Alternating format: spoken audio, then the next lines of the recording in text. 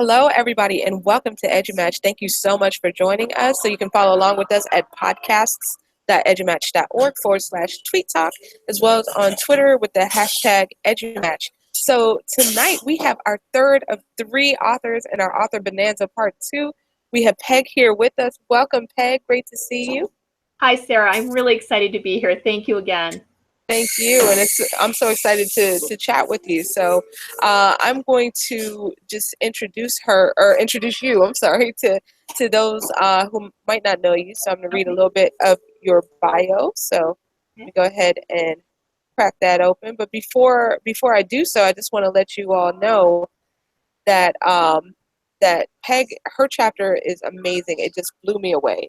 Thank you. Totally blew me away. Yeah, it's a pleasure. It's definitely the truth. So so I'm very excited about the chapter, and I'm sure our viewers will be as well. So all right, so Peg is an instructional coach, reading specialist at a large urban school in Milwaukee, Wisconsin. Oh, if I can talk, with nearly 26 years of teaching and learning experience.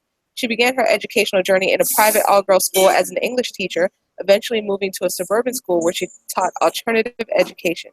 Currently, Peg collaborates with teachers creating, developing, modeling, implementing, and assessing comprehensive literacy lessons meant to enhance skill building. In addition, she also provides instructional support to teachers district-wide and is a sought-after speaker in local area reading councils. Peg is a blogger, author, and national presenter with articles appearing in ASCD Express, ASCD In Service, Booksource Banter Blog, Edutopia, Exceptional Parent, Literacy Daily, Literacy and NCTE, WSRA Journal, and the Illinois Reading Journal. And she can be reached at peggrafwallner@gmail.com or at peggrafwallner.com. So awesome. Yes, so you stay busy, and I love that. Love that. Yeah, so thank you again for joining us. So, Thank you. yeah, it's a pleasure to have you here. So we heard a little bit about your background in your bio. So who or what inspired you to go into education? You know, that's a great question. And again, I've been in the field for 26 years. And as you know, a lot has changed. But it was really, and I think this is so true for many of us, it was my 9th grade English teacher. You know, we always seem to have that person, don't we, that we connect with. And we look back on that and say, oh, it was because of this person or that person. And it really was my 9th grade English teacher. And, you know, the funny part was when I started taking classes and I went to Cardinal Stritch University here in Milwaukee. And I have to tell you, I became an English teacher because I really loved English. I envisioned myself teaching Dickens and Shakespeare and Kesey. It wasn't because of kids. It really was because of the love of the canon and the love of literature. It wasn't until I had that first class that I realized, oh my gosh, this is my academic family. And that's when it dawned on me that it was about the kids.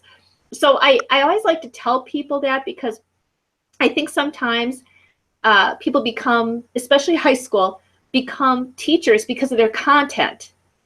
And they feel almost guilty that, oh, they don't have that magical love of kids right away. It's okay. It will come. But I think for high school, I think a lot of times it's content first. And then once you get to, like I said, work with some of those freshmen and of course the seniors who know everything, it's just a lot of fun. Yeah, that is so true. I love the high school kids as well. That's a great age. Like I was partial to sophomores. They kind of adopted me. And sophomores, you know, that's probably, I think, out of all four, I think that's the toughest. Because juniors, you're kind of looking forward to college. You've got the ACT. Sophomores, you're still trying to figure it out. So sophomore year really is where, while we embrace our kids all 4 years without a doubt, we really pay attention to that sophomore year because it is hard. Because they're on that, what do you want to say, Sarah, that cusp of getting to be upper class men and women. So we really embrace them a great deal in sophomore year. It's a tough year. Yeah, it really is. Yeah, I was having a similar conversation with some other high school teachers recently. That year universally is pretty tough. Yeah. Pretty tough. Yeah. Yeah. Okay. But you've been keeping really busy in terms of blogging. Yeah. So seeing your stuff all over the place. So can you tell us about some of the recent blog posts that you've written? Well, and that's the other thing is that just kind of blows my mind because I got into my job 4 years ago. I became an instructional coach with Milwaukee Public Schools. Part of that, like I said, I was an alternative ed. And it really was probably just around 4 years ago that I really started blogging. Created a website. You know, a good friend of mine showed me how, and you know how all our initial websites look, right? They're just kind of, we're just figuring it out. As a matter of fact, my initial website was called Butter and Love, and a teacher's guide to edible education, because when I worked with my alternative students, I loved to bake so much, and I would always bring in baked treats, and they would say, "Oh, Mrs. Grafwallner, these are so good." And I'd say to them, "They're baked with," and they'd always say, "Butter and Love." So that was my first website. And like I said, I think we all kind of grow from whether it's our first website or our first article, but really it was just kind of on a whim. I started writing and thought, oh, what the heck, I'll send some stuff in and see what happens. And I think some of it has hit a nerve. And the other thing too, being the parent of a special education, special needs child, I think really does hit a nerve with a lot of people in a very positive way. A lot of people are going through the journey we went through. So what can we do to help not only teachers, but help parents? You know, Sarah, I think my first piece was published in Exceptional Parent, and it was really introducing my daughter, Annie. And I can see that through a 3-lens approach: parent, teacher, and advocate. So once I started writing for Exceptional Parent, I thought, well, let's see what else is out there. So that's been wonderful. And I really enjoy it. And I love the feedback, because I get some very interesting feedback from people as well, positive. And I know to say negative, but good constructive criticism too, to look at things in a different way. And as we were saying earlier, that's why I think that PLN is so important. You can go to your PLN and say, hey, what do you think of this? Or again, help me look at things from a different point of view, which is so critical in education. We cannot be closed-minded, as you know. So the blogging just really came from Exceptional Parent and going from there about our daughter. So I love it. And I'm always looking for ways to interact with even more bloggers out there and more people in education, as well as parents. We can never forget them. I think sometimes they're such a part of our partnership, and bringing them on board is so key. That is true. Parents are very important stakeholders, as well as the kids. Absolutely. Yeah, we all play that role together. But when you were talking about the Butter and Love, then I was thinking in my mind that, oh, we missed out on having you in our recipe book, in our cookbook. Next time. Yeah, we'll bring it back. We'll definitely bring it back. We got to get some Butter and Love in there. So absolutely. So you're a contributing author in the upcoming EduSnap 17. So what can people expect to read in your chapter? Well, what I'm so excited about is I wrote a chapter called Frame: How to Frame the First 10 Minutes of Your Class. And, you know, here's the thing, and Sarah, you know this and I know that. We're always looking for these buzzwords and acronyms, and I don't want Frame to be that. I want Frame to be a really solid strategy that can be used. And what it stands for is focus, reach, achieve, model, and engage. Encourage. Engage and encourage, but it's encourage. And what I think is so key, is those first 10 minutes, as you know, can create or deflate. And how often we've seen a teacher come into class and just immediately start the lesson. And if we take a step back and use that frame approach, I really think we're setting an opportunity for students not only to feel comfortable and to build that academic family, which we know how important that is, but to really then dive into the learning. You know, when you look at that model we've set up, what do you want to say? A traditional, what word am I looking for? Model where students go from class to class. Whether that's the best model or not, who knows? But it's so hard, I think, for students to turn that brain off after history, and then I'm going to math. Now I've got to turn the brain on to math. Now I've got to turn off of math and go on to English. That's very difficult. So what can we do to give them the opportunity to really learn, set the stage for learning, academic learning, and give them the opportunity to get their brain ready for whatever content comes next. So that's really what Frame is all about, giving a really systematic, structured approach to the first 10 minutes of your class. Wow, that is powerful. And I love what you were saying, because like a lot of times transitions are hard for kids, and for us as educators too sometimes. So I think that that's a great way to kind of like refocus everyone and get them ready to start the learning. So that is. I agree. Thank you. Yes, thank you. So shifting gears a little bit. So we talked a little earlier about like blogging and your journey to connecting. So as you connected with other educators, what were some of your takeaways? Well, I think, we have so many wonderful educators out there, as you know, and getting a chance to listen to what, again, people are writing about and people are saying, and then taking what they're talking about and how can I take that back to my teachers? And that's really what it's all about. You read some of the great writers on Edutopia, or again, Literacy Daily, or NCTE, or EduMatch, let's face it. You read some of that great stuff out there, and I often think, what can I do now to take this to the teachers I work with? Or how can I give them the idea that they can modify then and revise for their classroom? And that's what I think is key, and that's often what I tell people, is the fact that as an instructional coach, Sarah, I don't want to give you more work. I want to take the work off your plate to help you shine. And oftentimes, and I think you'll agree, just give me the idea and I can revise it, I can tweak it to make it work for my class. And that's what I think what my PLN has done for me, is giving me those ideas that I can take back to teachers and they can make it their own, whether it's a history class, an English class, social studies, it doesn't matter. And that's what I think is so key, to be part of that blogging world where we're all working together for one goal, and that's the sake of our kids. There really is no other agenda. That's right. That's right.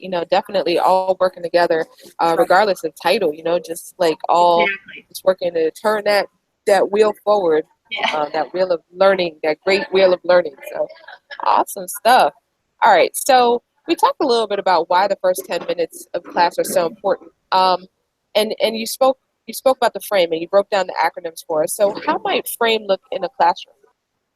Well, what I'd like to see is, so as an example, we talk about focus. Think about having that learning intention success criteria in a standardized place every day. So make sure then kids know what to look for. So have that ready to go. So when even before that 10-minute start, that LI and SC are on the board, kids know where it is. Don't put it on a PowerPoint. We minimize PowerPoints. Have it someplace where they can see it. Then, as far as the reach, you need to have eye contact and say good morning to every student. Sarah, maybe you stand outside the door and you shake hands, you greet them. Even that little 10-second, 15-second of love can take a kid who's had a really rough morning and say, hey, take a look at, Mrs. Grafwallner, she said good morning to me, she said hello to me. Then when we get inside the classroom, we're now going to achieve. And this is where the teacher just don't read that LI and SC only, but actually break it down. Tell those students, explain what it is we are going to achieve. And here's what's key. We're going to achieve it together. Some of us may move a little quicker. That's okay. Some of us may need extra support, and that's okay. So make sure you really break down that learning intention and success criteria. Then after that, we go into modeling. And achieve and modeling, let's face it, it may blur a little bit, but maybe if, I'll give you an example. Maybe what I might do today is we might just write a topic sentence. That might be our goal. Well, maybe for modeling, I might have some student examples of topic sentences that I can show them, just so they understand, hey, I'll be able to do that by the end of the block or the period. I'll be able to achieve that as well.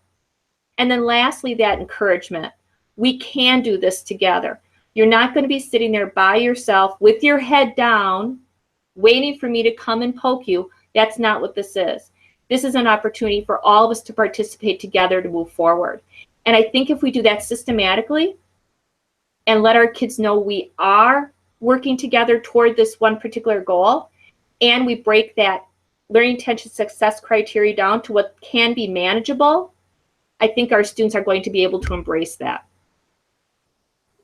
Love it. Love it. So that's simple, actionable, to the point. So, Absolutely. yep. And I Yep. think too, much like a SMART goal, I think you'll be able to know whether or not you're successful. It's definitely measurable. Yeah, totally. And I love the fact that you included an organizer in the chapter where, people can kind of like plan it out. Absolutely. Right. Yeah. Yeah. So that's wonderful. All right. So, question for you: like, what other kinds of if you were to give a tip to other educators out there that might be watching, what would that one tip be? I think the tip that I would give without a doubt, because I do talk to a lot of young teachers, and by young, I mean novice teachers just entering the profession. And I've mentored a great deal and as a coach, and my number one response to everyone is always network. Get out there, and if you can, I know conferences can be pricey, but Sarah, there are some great ones out there that are very doable as far as price. Maybe you're able to join an organization that might be free, your neighborhood reading council. Don't be afraid to ask for help. And I have to tell you where that comes from. When we brought our daughter home from Bulgaria, I'll give you a real quick example. Annie was 6 years old and weighed 22 pounds. So that tells you a little bit about her life. She, for 6 years, had sat in a corner and rocked. She had no language. She she was a shell of a person. I don't know what else to say. And of course, initially, my husband and I, we were told she was fine, so we had no idea this was coming. So of course, we circled the wagons, right? And we can do this. We don't need help. And finally, one day, both of us cracked and realized we can't move on without help. And we started asking for help. And here's the beautiful thing: you ask for it, people help you. And that's often the story I tell, again, novice teachers. Don't be afraid to ask for help. It doesn't show you're weak. It doesn't show you're unaware. It shows you to be intentionally strong, that you realize maybe where you need to fill in some of those gaps, and people will come running to you. They will bend over backwards. They will trip over each other to help. But you have to just show us you need it, and then we'll do everything we can to move forward with you. That's always my tip. And I will have to tell you, I often use that personal story about my daughter, because I think it shows that even after 26 years in the field, I am more than willing to say to somebody, you know what, I don't know.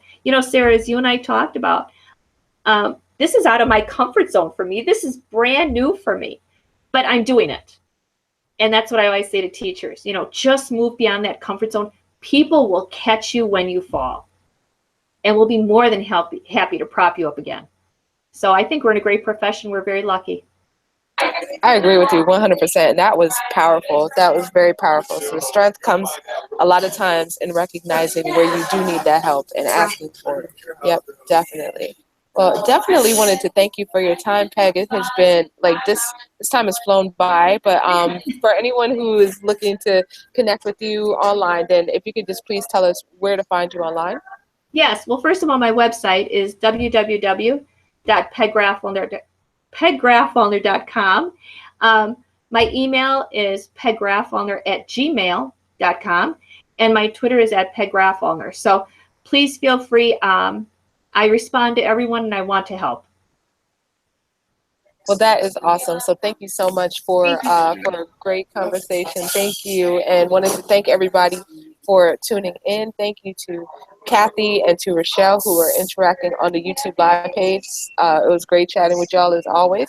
So just wanted to remind everyone that this Sunday we return to Tweet and Talks as usual, 6 p.m. Eastern Standard Time, podcasts.edumatch.org/tweet talk. So we have Irene Amelia, who will be facilitating a discussion on Hour of Code. So there's still plenty of spots to sign up at podcasts.edumatch.org/sign up. So definitely check that out. So looking forward to chatting to everyone on Sunday evening. And so have a great one. Happy holidays. Happy holidays. Yes, happy holidays. All right.